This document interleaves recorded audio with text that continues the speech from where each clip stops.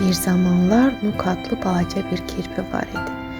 Nuk kiçik pəncələri və iti tikanları ilə meşəni gəzməyi çox sevirdi. Günlərin bir günü Nuk güclü bir nərə eşitdi. O, indiyə qədər belə uca bir səs eşitməmişdi.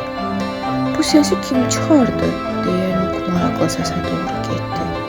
Böyük bir ağacın altında Nuk qızılı tüklü və üzünün ətrafında qalın yalı olan nəhəng bir heyvan gördü. "Salam," dedi Nuk kiçik səslə. "Sən kimsən?" "Mən Şirəm, meşənin kralı," dedi böyük heyvan. "Mən güclü və cəsarətliyəm. Mənim nərəm bütün heyvanlardan da ucadır." Nuk geniş gözlərlə Şirə baxdı. "Niyə sən kralsan?" deyə soruşdu. Şir gülümsədi. "Mən kralam, çünki mən böyük və güclüyəm. İti dişlərim yeməyə kömək edir. Uca nərəm digər heyvanları xəbərdar edir və ailəm birlikdə işləyirik."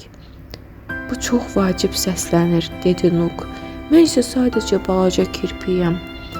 Şir mehribanlıqla cavab verdi. "Amma sən vacibsən.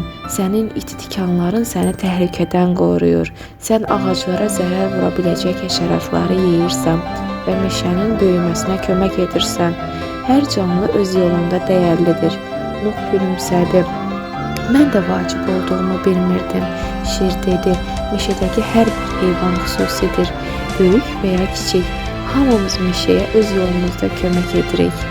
Nəticə, o gün Nuk və Şir dost oldular.